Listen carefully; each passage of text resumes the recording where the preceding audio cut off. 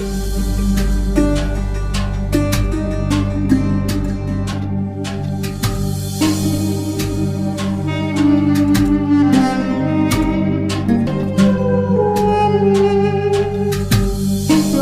sebelum belajar. Bismillahirrahmanirrahim. Rabbi zidni ilman warzuqni fahma. Artinya, ya Allah, tambahkanlah aku ilmu dan berikanlah aku rizki akan kepahaman. Assalamualaikum warahmatullahi wabarakatuh. Bismillahirrahmanirrahim. Alhamdulillah, nahmaduhu wa nasta'inuhu wa nastaghfiruh wa na'udzu billahi min shururi anfusina wa min sayyiati a'malina. May yahdihillahu fala mudilla lahu wa man yudlil fala hadiya lahu. Asyhadu an la ilaha illallah wahdahu la syarika lahu wa asyhadu anna sayyidana wa nabiyyana Muhammadan abduhu wa rasuluh la nabiyya wa la rasula ba'da. Allahumma salli wa sallim wa barik wa karrim wa azim ala sayyidina wa habibina syafi'ina wa maulana Muhammadin wa ala alihi wa sahbihi wa matabi'ahum bi ihsanin ila yaumil qiyamah. Ya ayyuhal ikhwani, ittaqullah haqqa tuqatih wa la tamutunna illa wa antum muslimun.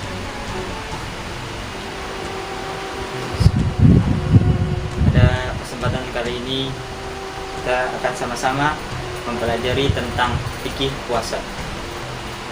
Apa sih itu yang dinamakan dengan puasa?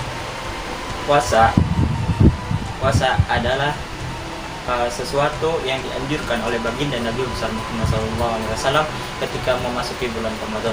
Puasa itu sendiri itu berasal dari kata bahasa Arab, yaitu saum, yang artinya adalah menahan diri dari segala sesuatu. Menahan diri dari segala sesuatu yang apa? Menahan diri dari makan dan minum, nahan diri dari sesuatu seperti nafsu, sesuatu bahkan nahan diri dari sesuatu omongan yang tidak bermanfaat. Selanjutnya adalah apa sih istilah menurut fikih tentang puasa tersebut? Menurut istilah dalam ilmu fikih, puasa merupakan menahan diri dari segala sesuatu yang dapat membatalkannya, dari mulai terbit fajar hingga terbenam matahari. Puasa itu sendiri telah diperintahkan oleh baginda Nabi, telah diperintahkan oleh Allah kepada baginda Nabi besar Muhammad sejak tahun 2 Hijriah, atau setelah 2 tahun Nabi besar Muhammad SAW hijrah di Madinah. Saat itu mengapa puasa itu belum wajib pada tahun sebelumnya? Dikarenakan pada saat itu umat Islam masih jumlahnya masih sangat sedikit dan masih banyak cobaan. Oleh karena itu Nabi mengambil keputusan bahwa diperintahkan puasa setelah adanya hijrah atau keadaan masyarakat Islam pada saat itu sudah tenang dan sudah damai. Selanjutnya apa sih yang mendasari bahwa kita ini diperintahkan puasa oleh Allah Subhanahu wa taala?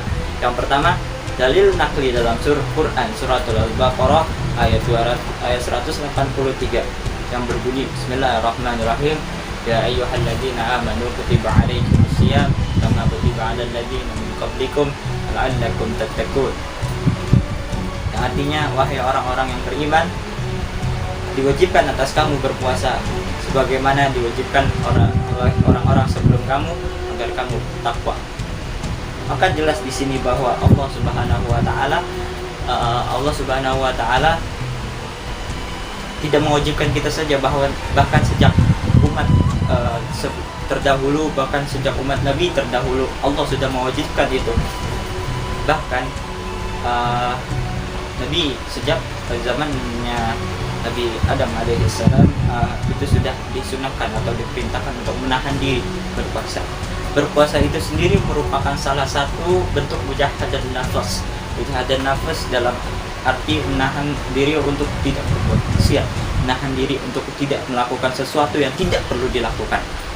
Oleh karena itu, puasa itu sendiri memiliki tujuan atau memiliki predikat agar kita mendapat gelar. la'allakum tattaqun. Tattaqun artinya adalah orang-orang yang bertakwa. Di dalam fikih, di dalam kitab Safinatun Najah, fikih Imam Syafi'i, di situ dijelaskan bahwa puasa itu ada 4 macam. Yang pertama adalah puasa wajib, yang kedua adalah puasa sunnah, yang ketiga adalah puasa makruh, dan yang keempat adalah puasa haram.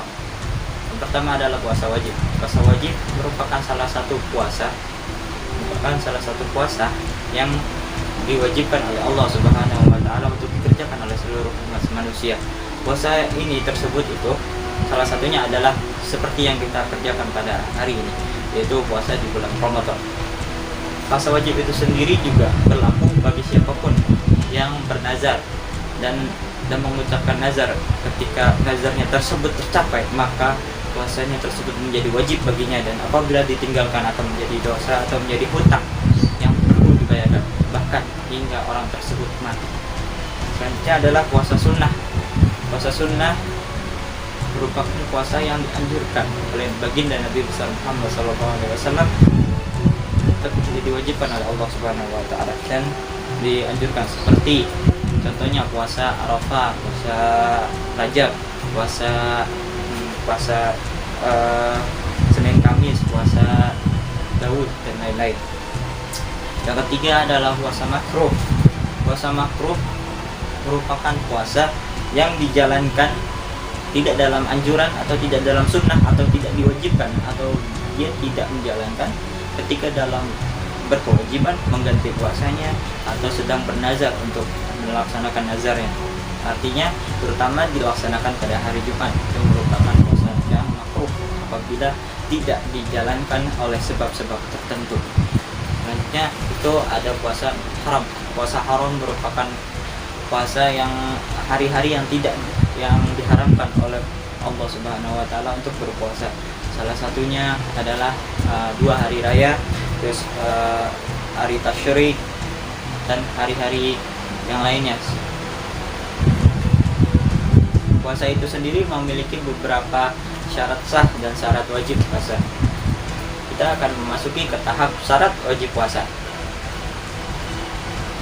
Syarat wajib puasa bagi umat manusia yang pertama adalah ada berakal, ada balik, dan ada mampu.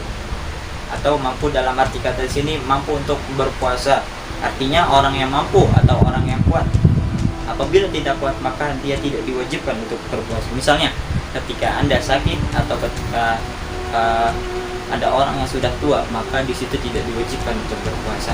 Terus yang pertama adalah berakal. Artinya orang yang berpuasa adalah orang yang sudah pasti berakal. Itu tidak, apabila dia gila atau hilang ingatan, maka dia tidak diwajibkan untuk berpuasa. Terus yang kedua itu adalah balik atau sudah berumur, atau biasanya ditandai dengan keluarnya haid atau mimpi basah. Kemudian itu ada syarat sah puasa. Syarat sah puasa diantaranya adalah Islam. Yang kedua adalah mumayyiz. Yang ketiga adalah mengerjakannya di waktu yang diperbolehkan. Artinya selain agama Islam, maka puasanya tidak diterima oleh Allah Subhanahu wa taala. Yang kedua adalah mumayyiz. Mumayyiz merupakan orang-orang yang sudah dapat membedakan antara hak, antara yang benar dan yang salah. Artinya dia mampu untuk membedakan. Maka di sini ada ketentuan di dalam fikih bahwa di situ sudah diwajibkan dan sah puasanya. Dan yang ketiga adalah mengerjakannya di waktu yang diperbolehkan. Tentu saja ini merupakan salah satu syarat sah yang ditertuang dalam kitab fikih, yaitu waktu yang diperbolehkan, yaitu selain dari hari-hari tasyrik dan 2 hari raya. Selanjutnya kita masuk ke rukun puasa.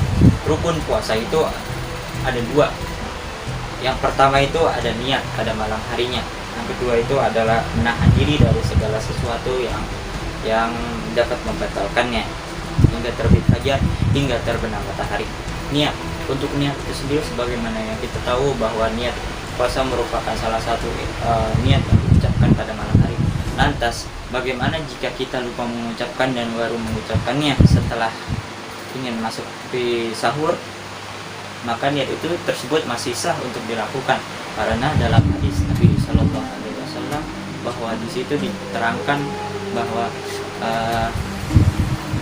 seseorang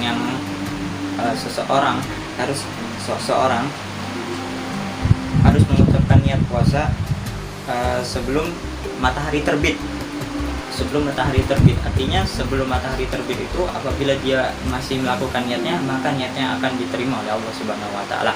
Kecuali pada puasa sunnah. Puasa sunnah itu apabila lupa membaca niat pada malam harinya, maka dia boleh mengucapkannya kapanpun seperti di siang harinya, asalkan mataharinya itu belum condong ke arah barat.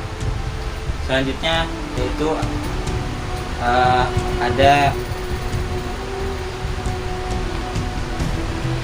ada sunnah puasa. Yang pertama sunnah puasa yaitu adalah menyegerakan untuk berbuka puasa. Apabila telah dinyatakan atau apabila yakin bahwasanya waktu maghrib telah tiba, maka kita disunahkan untuk segera membuka puasa tersebut.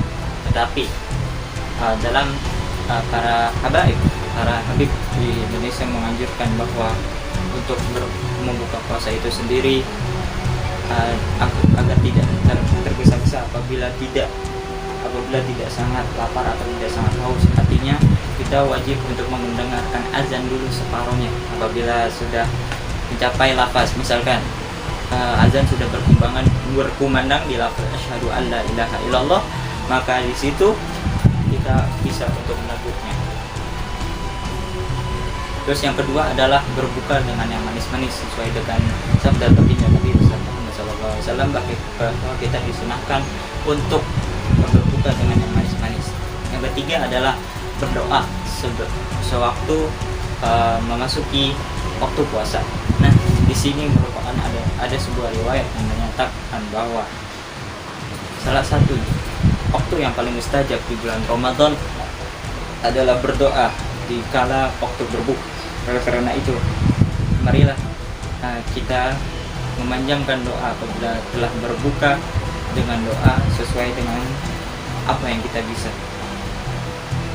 Tentu saja sebelum waktu berbuka tersebut kita disunahkan untuk berzikir. Apa zikirnya? Zikirnya itu berbunyi asyhadu alla ilaha illallah astagfirullah as'aluka ridhaka wal jannata wa na'udzubika min sakhatika wan nar 3 kali. Allahumma innaka afuwun karim tuhibbul afwa fa'fu anna ya karim. Itu. Terus yang keempat itu adalah makan sahur di sepertiga malam. Artinya makan sahur ini disunahkan untuk berada di akhir waktu minimal atau mentakhirkan waktu sahur. Nah, di sini Nabi pun dalam riwayat Nabi Shallallahu Alaihi Wasallam memakan sahur itu sebelum atau sekira-kiranya 15 menit sebelum memasuki waktu imsak atau waktu azan subuh.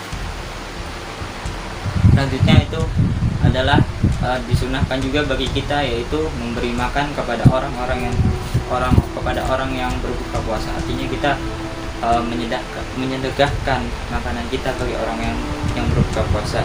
Selanjutnya yaitu hendaklah di saat kita berpuasa yaitu memperbanyak sedekah dan memperbanyak berbuat amal kebaikan. Selain kita mendapatkan pahala sedekah dan pahala amal kebaikan, di situ juga kita mendapatkan pahala sunnah. Dan yang selanjutnya yang ketujuh yaitu memperbanyak membaca Al-Quran. Salah satu riwayat mengatakan bahwa di kala bulan Ramadan Allah Subhanahu wa taala melipat gandakan seluruh ganjaran kebaikan seperti membaca Al-Quran. Jika biasanya Allah Subhanahu wa taala mengganjarkan membaca Al-Quran diganti dengan 10 kali kebaikan, maka jika bulan Ramadan itu akan meningkat menjadi 70 kebaikan. Apabila Anda berhasil khatam, maka Anda berhasil untuk menghatamkan Al-Quran sebanyak 70 kali di hari-hari biasanya. Selanjutnya adalah perkara-perkara yang dapat membatalkan puasa. Hal-hal yang dapat membatalkan puasa diantaranya yang pertama adalah makan dan minum dengan sengaja. Makan dan minum yang membatalkan puasa dikarenakan kesengajaan, maka puasanya itu batal apabila dia tidak sengaja atau misalkan lupa atau misalkan memang dibutuhkan dalam keadaan darurat demi menyambung hidupnya, maka puasanya itu tidak batal. Yang kedua adalah yaitu muntah dengan sengaja. Muntah dengan sengaja dalam artian sini dimuntah-muntahkan atau muntah dengan sengaja. Apabila muntahnya itu terjadi karena suatu sebab dan karena suatu hal, maka puasanya boleh untuk dilanjutkan. Yang ketiga adalah tentu saja hal yang paling haram untuk dilakukan di kala puasa adalah bersetubuh. Terus yang keempat adalah keluar darah haid atau keluar darah haid atau buah hamil itu nifas. Nah, apabila salah satu perempuan mengeluarkan darah haid di kala berpuasa, maka puasanya itu batal dan dia diwajibkan untuk mengganti puasanya di kemudian hari. Terus yang kelima itu adalah gila, dan yang terakhir adalah keluar mani dengan sengaja, kecuali keluar maninya ini dikarenakan mimpi, menghayal dan sebagainya. Selanjutnya adalah hal-hal yang tidak membatalkan puasa. Selain itu ada juga beberapa hal yang memang di dalam kitab fikih khususnya Safinatun Najah di situ tidak membatalkan puasa. Di antaranya yaitu yang pertama adalah ketika kemasukan sesuatu ke dalam mulut, ke dalam rongga mulut dengan lupa, sebagaimana hadis Nabi Muhammad SAW yang menyatakan barang siapa yang lupa bahwa ia sedang berpuasa kemudian makan atau minum, maka orang itu harus tetap menjalankan puasanya. Dan kemudian untuk makan dan minum yang telah masuk ke rongga mulutnya itu merupakan pemberian dari Allah Subhanahu wa taala. Yang kedua adalah hal yang tidak membatalkan puasa yang lainnya adalah tidak tahu apa hukumnya atau apa hukumnya atau apa istilahnya peraturannya. Apabila belum tahu, misalkan belum tahu bahwa tidak diperkenankan untuk buang angin di dalam air. Nah itu misalkan dia terlupa atau apapun, atau dia memang tidak tahu hukumnya, maka puasanya itu tetap sah dan insya Allah tetap diterima oleh Allah Subhanahu Wa Taala. Terus yang ketiga yaitu dipaksa makan atau minum. Nah di sini merupakan di dalam kitab fikih dituangkan bahwa jika orang tersebut dipaksa untuk makan atau minum, maka puasanya tersebut tidak batal atau masih diterima oleh Allah Subhanahu wa taala.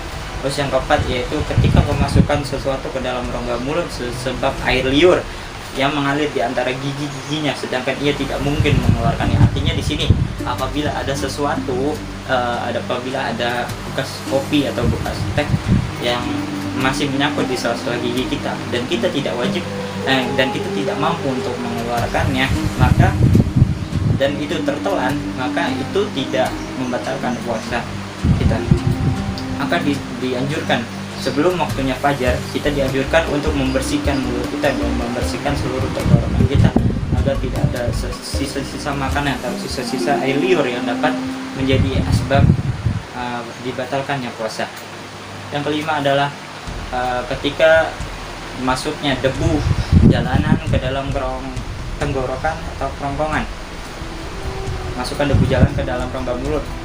Terus yang keenam adalah kemasukan debu gelepung atau tepung terigu atau aci yang berterbangan masuk ke dalam mulut seseorang, maka puasanya tersebut tidak batal. Yang ketujuh adalah lalat atau nyamuk atau sejenisnya yang secara tidak sengaja terbang ke dalam mulut kita kemudian tertelan, maka dia tidak membatalkan puasa.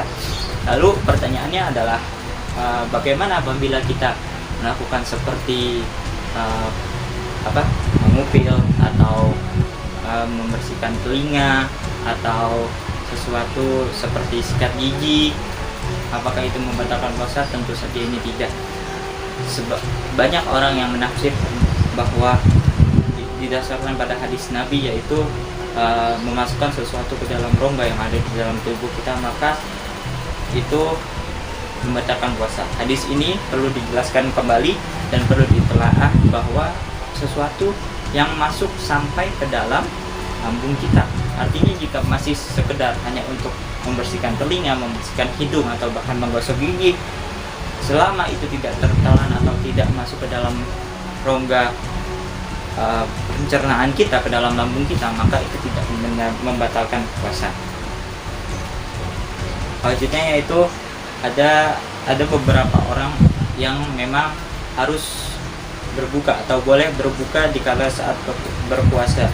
Yang pertama adalah orang yang sakit. Apabila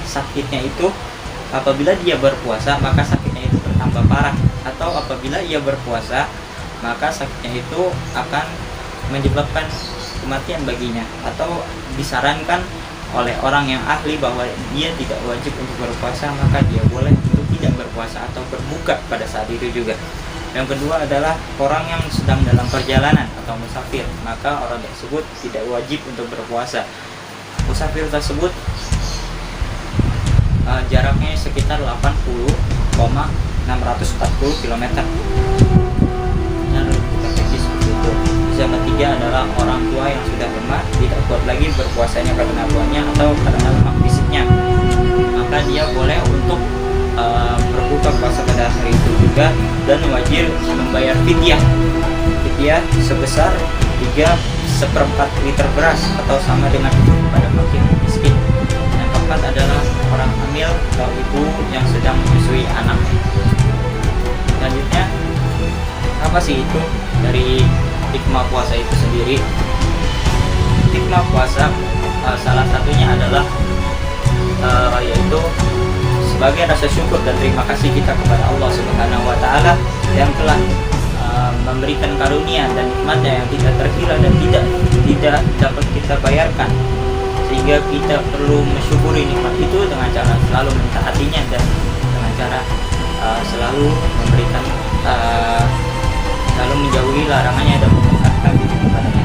Yang kedua adalah hikmah puasa itu sendiri, yaitu didikan kepercayaan seorang yang telah sanggup untuk berpuasa dan menahan makan dan minum dari harta yang halal kepunyaannya sendiri karena ingat perintah Allah dan tidak akan melakukan segala larangannya, maka di situ dia menitipkan kepercayaannya kepada Allah Subhanahu wa Ta'ala akan semua harta dan seluruh tubuh dan jasadnya itu sendiri. Yang ketiga adalah didikan perasaan belas kasihan terhadap fakir dan miskin, karena seseorang yang telah merasakan sakit dan pedihnya perut keroncongan, kita itu dididik untuk merasakan apa yang fakir miskin dan orang yang kelaparan sedang merasakan, bagaimana rasanya untuk di saat perut keroncongan. Hal itu dapat mengukur kesedihan dan kesusahan orang yang sepanjang masa hidupnya rasakan ngilunya perut yang kelaparan karena ketiadaan punya harta atau uang. Dan yang keempat adalah salah satu hikmah dari berpuasa adalah mengeluarkan racun-racun yang berada di dalam tubuh kita guna untuk menjaga kesehatan. Demikianlah pembahasan dari fikih puasa yang dapat saya sampaikan. Terima kasih. Syukran, jazakallahu khairan katsiran. Da'wahum fiha subhanakallahumma wa fiha salam subhanahu wa akhiru da'wahum alhamdulillah.